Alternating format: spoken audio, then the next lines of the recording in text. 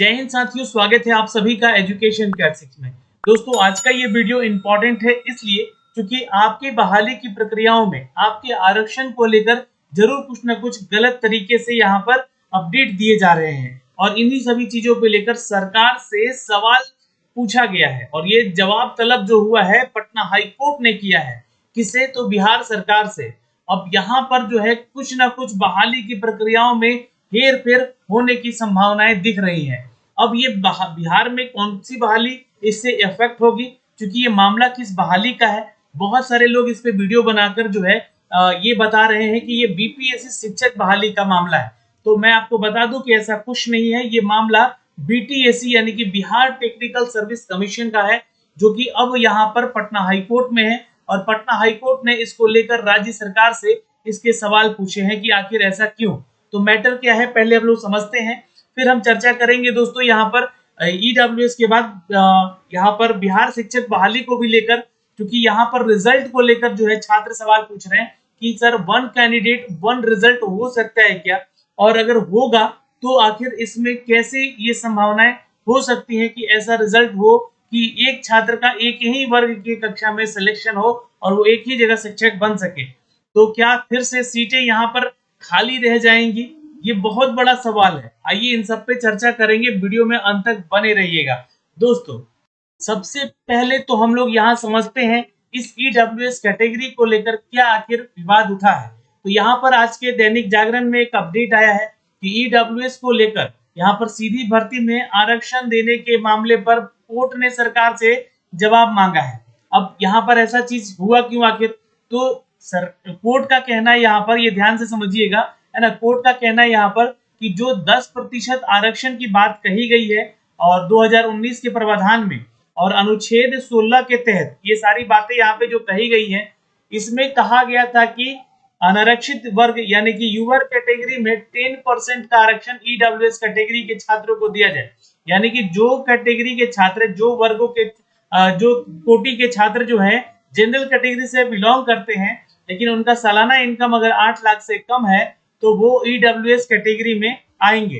अब यहाँ पे देखिएगा तो ये कहा जा रहा है इस विवाद को लेकर कि आर्थिक रूप से कमजोर वर्ग जो कि ईडब्ल्यूएस को अनारक्षित पदों से आरक्षण ना देकर सीधी भर्ती में 10% का आरक्षण देने का आरोप लगाया गया है।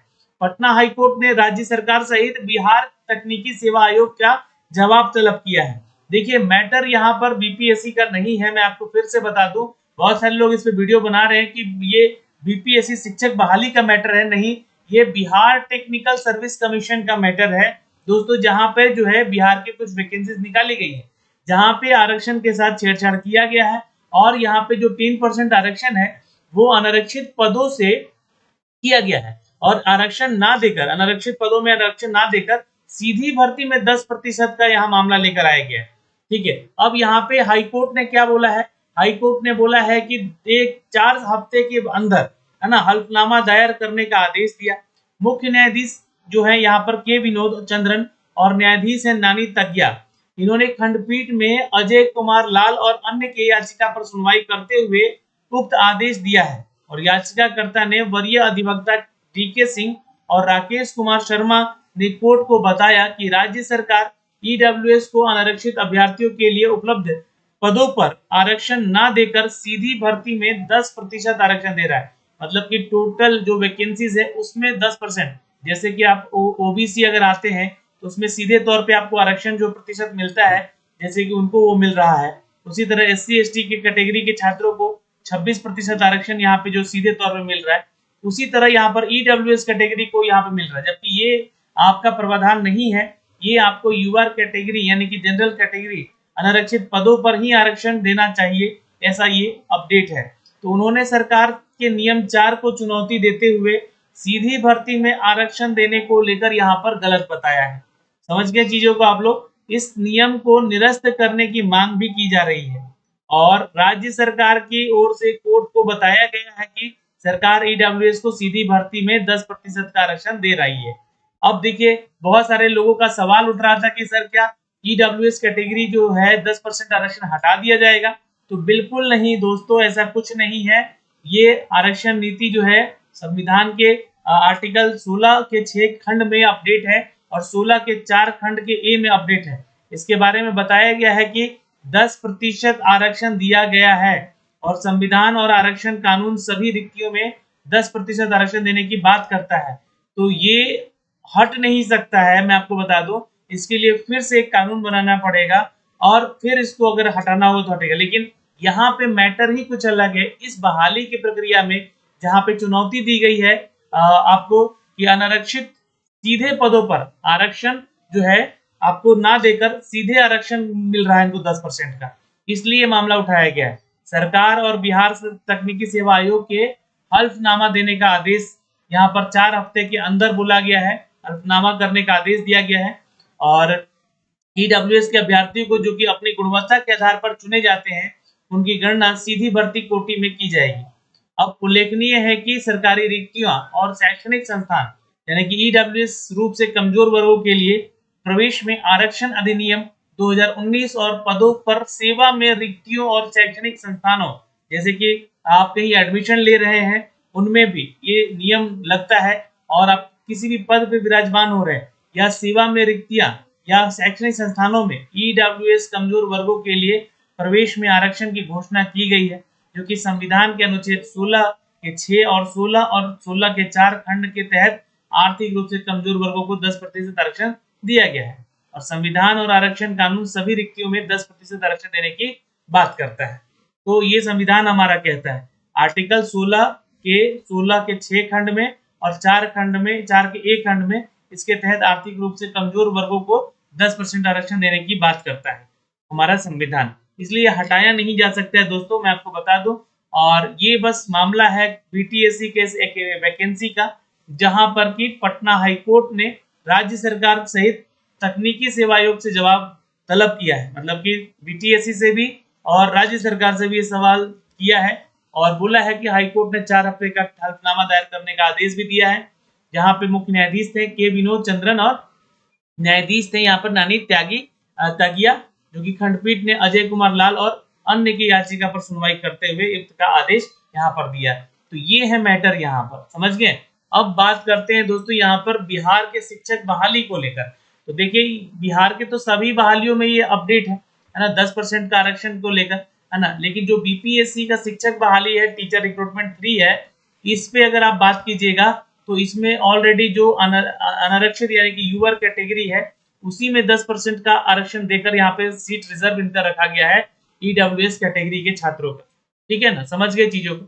अब आइए एक और मैटर है यहाँ पर, बिहार में भी मांग उठ रही है छात्रों को लेकर, छात्रों का, कि दूसरे राज्य में बिहार के छात्रों को मौका नहीं मिल रहा है, तो हम बिहार में अन्य राज्य के छात्रों को मौका क्यों दें। और इसको लेकर एक जो कि विपक्ष के नेता हैं, अभी विपक्ष में तो नहीं है लेकिन वो एक नेता है प्रशांत किशोर, उन्होंने आवाज भी उठाया इस चीज को लेकर कि अन्य राज्यों में भी बिहार के छात्रों के साथ ऐसा बर्ताव हो रहा है, तो बिहार में भी यहाँ पर आरक्षण यानी कि डोमिसाइल रूल लाना चाहिए और यहाँ पर जो है सिर्फ बिहार की वैकेंसीज में बिहार के छात्रों को ही मौका मिलना चाहिए। तो ऐसी परिस्थिति में तो अभी बिहार सरकार ने कोई जवाब नहीं दिया है। आपकी क्या राय है, आप लोग भी कमेंट सेक्शन में कमेंट कीजिएगा, उसके बाद आप लोग के सपोर्ट में ही ये वीडियो बनाया जाएगा। वैसे मेरे अनुसार यहाँ पर डोमिसाइल रूल जरूर लाना चाहिए, है ना, क्योंकि अन्य राज्यों से पहले जो है बिहार के छात्रों को यहाँ पर यहाँ पे रोजगार मिले उसकी चर्चा होनी चाहिए, क्योंकि बिहार खुद एक पिछड़ा राज्य है और यहाँ पे रोजगार और अगर या फिर हम बात करें व्यापार या रोजगार की बात नहीं होगी तो यहाँ के लोग कैसे विकसित होंगे, कैसे आगे बढ़ेंगे। तो इसलिए यहाँ पर जो है डोमिसाइल रूल लाकर पहले बिहार के छात्रों को मौका देना चाहिए। और यहाँ पे डोमिसाइल रूल में तो सभी जगह एक जैसा नियम है कि जहाँ पे 90% जो है उस राज्य का सिलेक्शन हो और 10% जो है अन्य राज्य के छात्रों को मौका देना चाहिए। तो चलिए ऐसा भी प्रावधान अगर बिहार में होता तो चलता, लेकिन यहाँ पर जो है टोटल वैकेंसीज में अन्य राज्य के छात्र भी शामिल हो रहे हैं। वही अगर आप देखिए उत्तराखंड या झारखंड या वेस्ट बंगाल या फिर मध्य प्रदेश जैसे राज्यों में, वहां पे अगर देखिएगा तो दूसरे राज्य में अभ्यर्थियों अन्य राज्य के अभ्यर्थियों को ज्यादा मौका नहीं दिया जाता है। यहाँ पे देखिएगा तो उत्तराखंड में ही एक एग्जाम्पल सेट हुआ है जहाँ पे सहायक अध्यापकों की भर्ती को लेकर राज्य के जिला शिक्षण प्रशिक्षण संस्थानों में डाइट के अलावा दूसरे राज्यों के डीएलएड प्रमाण पत्र के साथ आवेदन करने वाले अभ्यर्थियों को दावेदारी रद्द करने का निर्णय सही ठहराया है। यहाँ के हाईकोर्ट ने भी बोला है कि अन्य राज्य के डीएलएड अभ्यर्थियों को दावेदारी निरस्त करने का निर्णय यहाँ पर सही है।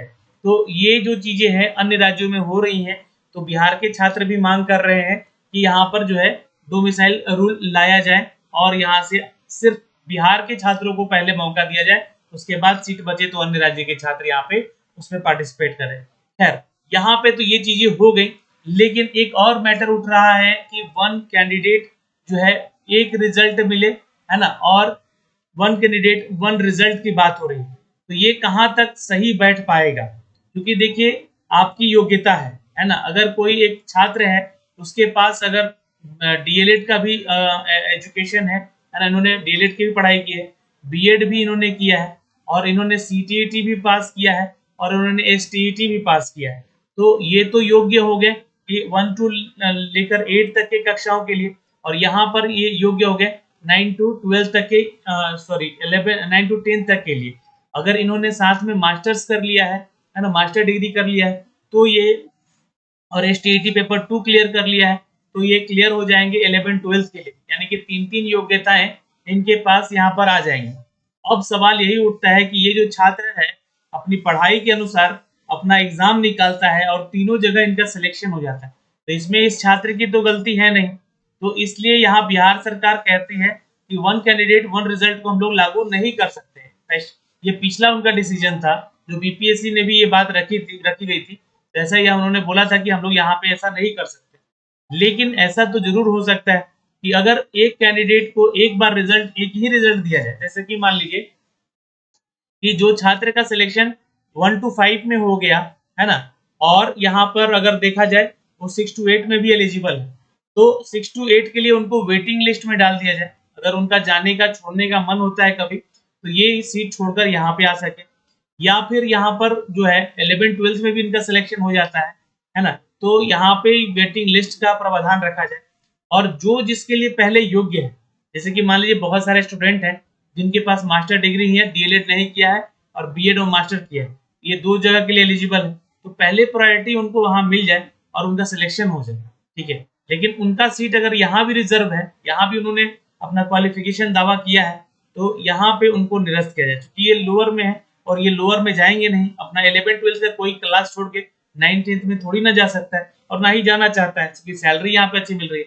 तो इस सीट को यहाँ पे खाली करके रखा जाए और 1.5 गुना रिजल्ट की बात यहाँ पे किया जाए, है ना, और उसके बाद जो है उनका सिलेक्शन किया जाए। तो उस परिस्थिति में ऐसा होगा कि सीटों की संख्या यहाँ पर रिक्त रह जाएंगी और जो वेटिंग लिस्ट में छात्र रहेंगे उनको मौका मिल जाएगा, यानी कि सेकेंड वेटिंग लिस्ट आएगा अगर, तो उनको यहाँ पे मौका मिल जाएगा। यहाँ पर बीपीएससी के तीसरे चरण में बहाली में सीट भी खाली नहीं रहेगी और ज्यादा से ज्यादा लोगों का सिलेक्शन भी हो पाएगा।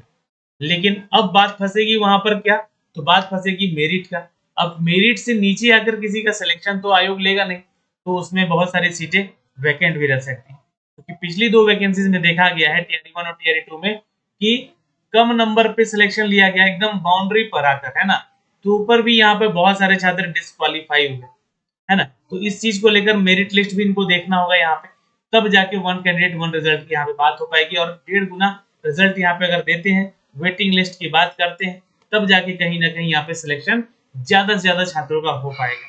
डोमिसाइल पे मैंने बात की है आप लोगों के बिहाफ में, क्योंकि डोमिसाइल नीति की बात होनी चाहिए यहाँ पे, बिल्कुल होनी चाहिए। जो छात्र बिहार का है उनको पहले प्रायोरिटी देना चाहिए बिहार सरकार को, उसके बाद अन्य राज्य के छात्रों को प्रायोरिटी मिलना चाहिए। ये चीजें हैं यहाँ पे। और ये जो ईडब्ल्यूएस कैटेगरी वाला मैटर है, ये बीटीएससी की बहाली को लेकर है, जो कि हमने अब तक साझा किया है। तो दोस्तों इस वीडियो में इतना ही, फिर मिलेंगे अगले वीडियो में। इस पे आपकी क्या राय है, आप भी कमेंट सेक्शन में कमेंट कीजिएगा। जय हिंद।